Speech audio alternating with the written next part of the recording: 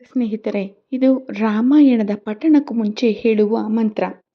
ವಾಲ್ಮೀಕಿ ಗಿರಿಸಂಭೂತ ರಾಮಸಾಗರಗಾಮಿನಿ ಪುನಾತಿ ಭುವನಂ ಪುಣ್ಯ ರಾಮಾಯಣ ಮಹಾನದಿ ನೀಲಾಂಬುಜ ಶ್ಯಾಮಳ ಕೋಮಲಾಂಗಂ ಸೀತಾಸಮಾರೋಪಿತ ವಾಮಭಾಗಂ ಪಾಣೌ ಮಹಾಸಾಯಕ ಚಾರುಚಾಪಂ ನಮಾಮಿ ರಾಮಂ ರಘುವಂಶನಾಥಂ ಬುದ್ಧಿರ್ಬಲಂ ಯಶೋಧೈರ್ಯಂ ನಿರ್ಭಯತ್ವಂ ಅರೋಗತಾ ಅಜಾಡ್ಯಂ ವಾಕ್ಪಟುತ್ವಚ್ಚ ಹನುಮತ್ಸ್ಮರಣಾದ್ಭವೇತ್.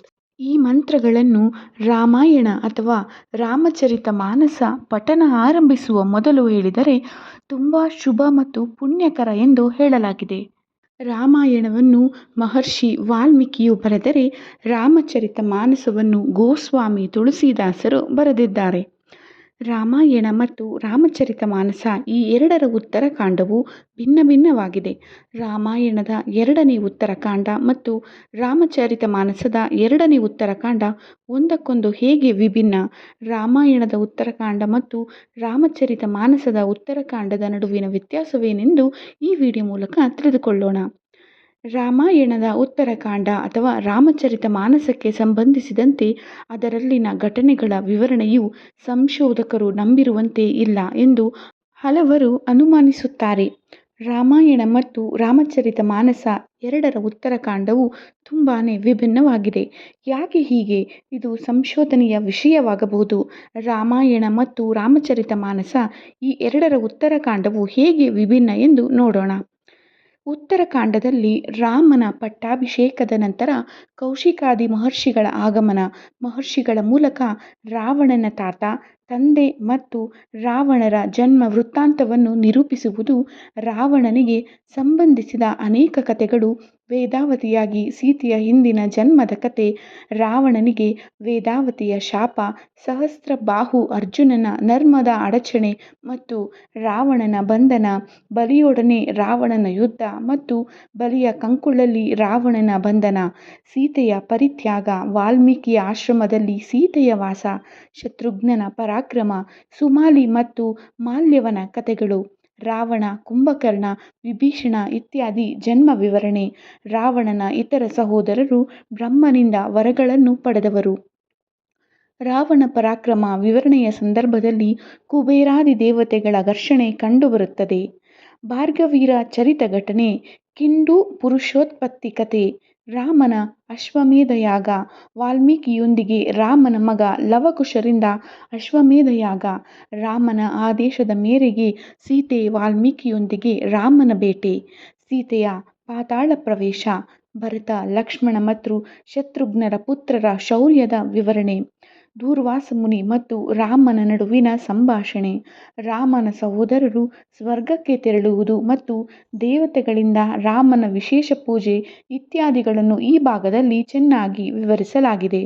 ಹಾಗೆ ಗೋಸ್ವಾಮಿ ತುಳಸಿದಾಸರ ರಾಮಚರಿತಮಾನಸದ ಉತ್ತರಕಾಂಡದಲ್ಲಿ ಏನಿದೆ ಅಂತ ಹೇಳೋದಾದರೆ, ಇದರಲ್ಲಿ ಮಂಗಳಾಚರಣೆ, ಭರತ ವಿಯೋಗ ಮತ್ತು ಭರತ ಮತ್ತು ಹನುಮಂತನ ನಡುವಿನ ಸಂಭಾಷಣೆ, ಅಯೋಧ್ಯೆಯಲ್ಲಿ ಸಂಭ್ರಮದ ವಾತಾವರಣ, ಶ್ರೀರಾಮನಿಗೆ ಆದರದ ಸುಸ್ವಾಗತ, ಅಯೋಧ್ಯೆಯಲ್ಲಿ ಸಂಭ್ರಮದ ಸಭೆ, ರಾಮನ ಪಟ್ಟಾಭಿಷೇಕ, ವೇದೋಸ್ತುತಿ, ಶಿವಸ್ತುತಿ, ವಾನರ ವಿದಾಯ ಮತ್ತು ನಿಷಾದ, ರಾಮರಾಜ್ಯದ ವರ್ಣನೆ, ಪುತ್ರ ಸಂತಾನ, ಅಯೋಧ್ಯೆಯ ಸೌಂದರ್ಯ, ಸಂಕದಿಕನ ಆಗಮನ ಮತ್ತು ಸಂವಾದ, ಹನುಮಂತ ಮತ್ತು ಭಗವಾನ್ ರಾಮನ ಉಪದೇಶ, ಜನರಿಗೆ ಶ್ರೀರಾಮನ ಉಪದೇಶ, ಪೂರ್ವಿಕರ ಕೃತಜ್ಞತೆ, ಶ್ರೀರಾಮ ಮತ್ತು ವಸಿಷ್ಠರ ಸಂವಾದ, ನಾರದರ ಬ್ರಹ್ಮಲೋಕ ಪ್ರಯಾಣ, ಶಿವ ಪಾರ್ವತಿ ಸಂವಾದ, ಗರುಡ ಮೋಹ, ಗರುಡನು ರಾಮಕಥೆಯನ್ನು ಕೇಳುವುದು ಮತ್ತು ಕಾಕಭೂಷುಂಡಿಯಿಂದ ರಾಮ ಮಹಿಮ, ಕಾಕಭೂಷುಂಡಿ ತನ್ನ ಹಿಂದಿನ ಜನ್ಮಕಥೆಯನ್ನು ಹೇಳುವುದು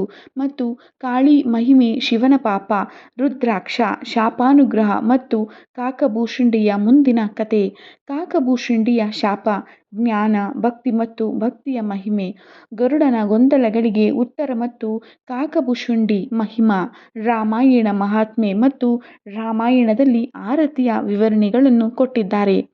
ಈಗ ಉಪಸಂಹಾರವನ್ನು ನೋಡುವುದಾದರೆ ವಾಲ್ಮೀಕಿಯ ಉತ್ತರಕಾಂಡವು ರಾಮನ ಪಟ್ಟಾಭಿಷೇಕ, ಸೀತೆಯ ಪರಿತ್ಯಾಗ, ವಾಲ್ಮೀಕಿಯ ಆಶ್ರಮದಲ್ಲಿ ಲವ ಮತ್ತು ಕುಶರ ಜನನ, ಬಾಲ್ಯ ಮತ್ತು ಸೀತೆಯ ಜೀವನವನ್ನು ಒಳಗೊಂಡಂತೆ ರಾವಣನ ಸಂಹಾರದ ಮಂದಿಯ ಕಥೆಯನ್ನು ವಿವರಿಸುತ್ತದೆ.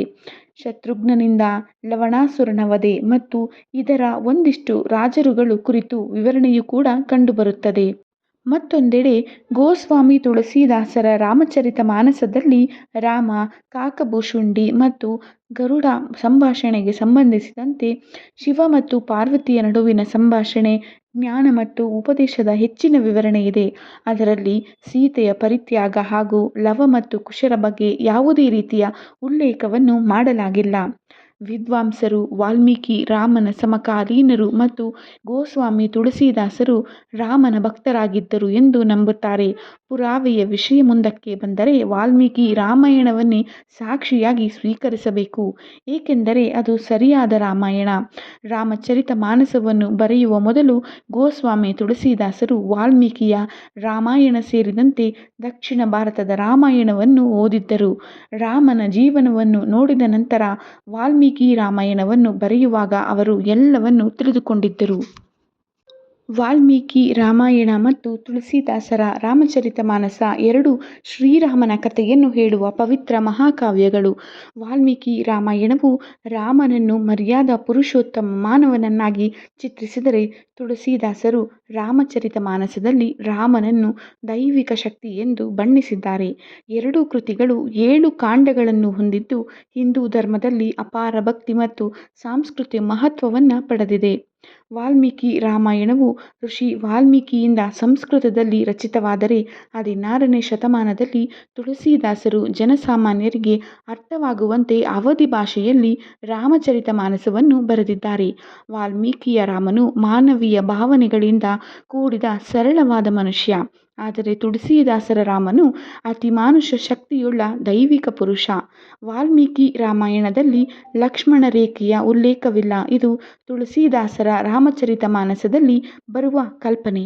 ವಾಲ್ಮೀಕಿಯ ಪ್ರಕಾರ ರಾವಣನು ನೇರವಾಗಿ ಸೀತೆಯನ್ನು ಅಪಹರಿಸುತ್ತಾನೆ. ತುಳಸೀದಾಸರ ಪ್ರಕಾರ ಅಗ್ನಿದೇವನು ಸೀತೆಯನ್ನು ಕಾಪಾಡಿ ಮಾಯಾ ಸೀತೆಯನ್ನು ರಾವಣನಿಗೆ ಒಪ್ಪಿಸುತ್ತಾನೆ. ವಾಲ್ಮೀಕಿ ರಾಮಾಯಣದಲ್ಲಿ ರಾಮನು ಸರಯೂ ನದಿಯಲ್ಲಿ ಮುಳುಗಿ ಅವತಾರ ಮುಗಿಸುತ್ತಾನೆ. ರಾಮಚರಿತಮಾನಸವು ಲವಕುಶರ ಜನ್ಮದೊಂದಿಗೆ ಕೊನೆಗೊಳ್ಳುತ್ತದೆ. ಎರಡೂ 7 ಕಾಂಡಗಳನ್ನು ಹೊಂದಿದ್ದರೂ ಅವುಗಳ ಕಥಾ ಸಂಯೋಜನೆ ಮತ್ತು ವಿವರಿಸುವ ಶೈಲಿ ಭಿನ್ನವಾಗಿದೆ. ತುಳಸೀದಾಸರು ಇದನ್ನು ಮಾನಸ ಸರೋವರದ 7 ಮೆಟ್ಟಿಲುಗಳಿಗೆ ಹೋಲಿಸಿದ್ದಾರೆ. ವಾಲ್ಮೀಕಿ ರಾಮಾಯಣವು ಐತಿಹಾಸಿಕ ಕಾವ್ಯದಂತೆ ವರ್ತಿಸಿದರೆ, ರಾಮಚರಿತಮಾನಸವು ಭಕ್ತಿ ಮಾರ್ಗಕ್ಕೆ ಒತ್ತು ನೀಡುತ್ತದೆ. ಇದರಲ್ಲಿ ರಾಮನಿಗಿಂತ ರಾಮನ ಹೆಸರೇ ಶ್ರೇಷ್ಠ ಎಂದು ವರ್ಣಿಸಲಾಗಿದೆ.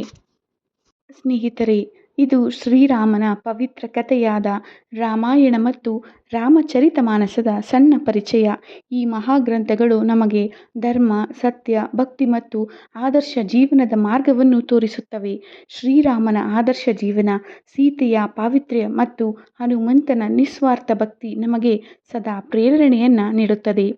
ಯಾರು ಭಕ್ತಿಯಿಂದ ರಾಮನ ಹೆಸರು ಜಪಿಸುತ್ತಾರೋ ಅವರ ಜೀವನದಲ್ಲಿ ಶಾಂತಿ, ಧೈರ್ಯ ಮತ್ತು ದೇವರ ಕೃಪೆ ಸದಾ ಇರುತ್ತದೆ ಎಂದು ಪುರಾಣಗಳಲ್ಲೂ ಹೇಳಲಾಗಿದೆ. ಈ ಮಾಹಿತಿಯು ನಿಮಗೆ ಇಷ್ಟವಾಗಿದ್ದಲ್ಲಿ ವಿಡಿಯೋಗೆ ಒಂದು ಲೈಕ್ ಮಾಡಿ, ಚಾನಲನ್ನು ಸಬ್ಸ್ಕ್ರೈಬ್ ಮಾಡಿ ಮತ್ತು ನಿಮ್ಮ ಸ್ನೇಹಿತರ ಜೊತೆ ಹಂಚಿಕೊಳ್ಳಿ. ಕೊನೆಯಲ್ಲಿ ಎಲ್ಲರೂ ಸೇರಿ ಭಕ್ತಿಯಿಂದ ಹೇಳೋಣ: ಶ್ರೀರಾಮ ಜಯ ರಾಮ, ಜಯ ಜಯ ರಾಮ. ಧನ್ಯವಾದಗಳು.